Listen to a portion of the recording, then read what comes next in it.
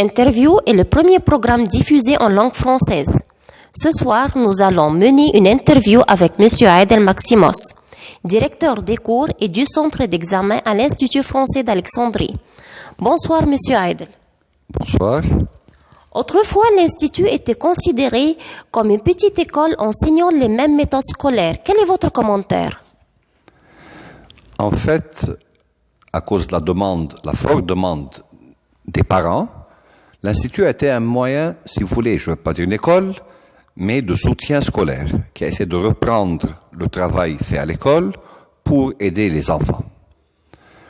Depuis quelques mois, avec mes collègues, nous sommes en train de repenser le rôle de l'Institut, qui devrait être un lieu où les enfants pratiquent vraiment la langue française. C'est-à-dire où ils peuvent parler, où ils peuvent lire, écrire, écouter et comprendre. Nous avons fait une petite expérience lors des congés de mi-année, une session de 20 heures intensive, où vraiment on a appliqué ça. On a même fait une petite partie d'activités scientifiques en français. Et ce fut un succès. Donc depuis juin, il n'y aura plus de cours qu'on appelle soutien scolaire, mais il y aura vraiment des cours où les enfants pratiquent et apprennent la langue française. Quelle est votre vision et mission futuriste pour que l'Institut français soit toujours en progrès continuel et attirant? Je pense que l'Institut doit offrir aux jeunes, au public alexandrien en général, d'autres chances de pratiquer le français, d'apprendre le français autrement. Depuis que je suis arrivé à l'Institut, j'ai beaucoup fait pour promouvoir le diplôme de la Sorbonne, qui existe depuis longtemps, mais qui stagne. Nous avons cette année un bon nombre d'étudiants pour le premier niveau. J'espère qu'ils vont continuer, on aura d'autres niveaux. Nous avons lancé depuis quelques mois un projet qui avait été réfléchi par Mariam et que j'ai continué. C'est le TRAFA, c'est le diplôme de traduction avec le de Lyon. Donc, il faut donner aux jeunes, avec évidemment le DALF, qui réussit bien, qui est apprécié, qui est réussi par nos élèves.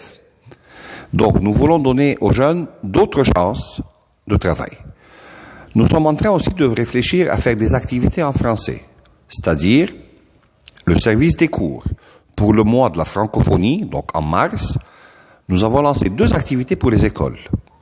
Une activité pour le primaire, un défi lecture, et une pour le secondaire, la radio. Comment un élève, un jeune, peut lire et écrire avant de lire une information comme à la radio. Donc nous voulons faire en même temps des cours, mais des activités en français où les enfants, les jeunes, les adultes, pourquoi pas, participent. Existe-t-il aujourd'hui des professeurs d'origine française? Sinon, pourquoi ne pas les intégrer? Et s'il existe, pourquoi ne sont-ils pas nombreux comme autrefois? Malheureusement, nous n'avons aucun professeur français. Pour des raisons budgétaires, nous pouvons nous permettre d'avoir des professeurs français. Mais on peut dire que les cassettes, les vidéos, tout ce qui est audio et vidéo peut remplacer les professeurs français pour que les enfants, les apprenants, les adultes aient un accent. Et nous avons des professeurs français, égyptiens, qui ont un très bon niveau et qui peuvent aider les élèves, les étudiants, à progresser. Quel était votre objectif et vos impressions lors de votre rencontre avec le ministre d'Éducation et d'Enseignement d'Égypte? Et les résultats étaient-ils fructueux? C'était pas vraiment une rencontre. Ce jour-là, c'était la signature du protocole entre le ministère et l'ambassade de France pour la réforme du français dans les écoles gouvernementales.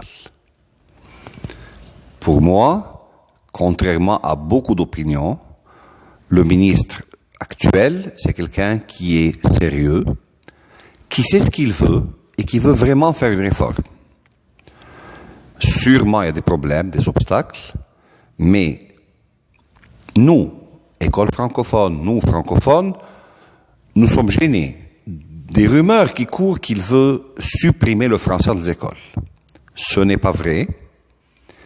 Il veut faire une réforme. Il veut que tous les enfants d'Égypte aient les mêmes chances. Il faut donner le temps. Il faut l'aider. Il faut main dans la main travailler avec lui.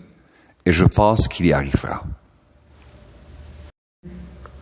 L'institution Sainte-Jeanne-Antide est en collaboration avec l'Institut français au 9e Festival du Jeune Théâtre.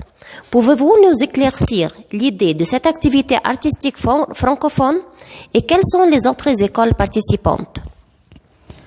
Le festival de théâtre a commencé par une idée lancée par l'Institut. Les écoles ont participé et petit à petit, les écoles ont commencé à préparer, à organiser avec l'Institut. C'est devenu, on peut dire, à tour de rôle, chaque année une école. Cette année, c'est le tour de Sainte-Jeanne-Antide qui a voulu ouvrir et travailler avec d'autres écoles. Donc, il y a une équipe, Sainte-Jeanne-Antide, Nonde-Sion et Saint-Vincent-à-Beaudardeur, qui s'occupent ensemble de préparer le festival. À ce festival, il y a 17 écoles qui participent et il y a même 3 écoles qui viennent spécialement du Liban pour participer à ce festival. Il donnera la chance aux enfants de pratiquer la langue, de jouer sur scène en français. Il y aura aussi, après les représentations, des ateliers pour les enfants. Merci, Monsieur Aidel. Merci à vous. Merci, chers amis. On se retrouve bientôt à la prochaine émission en français, en anglais ou en allemand.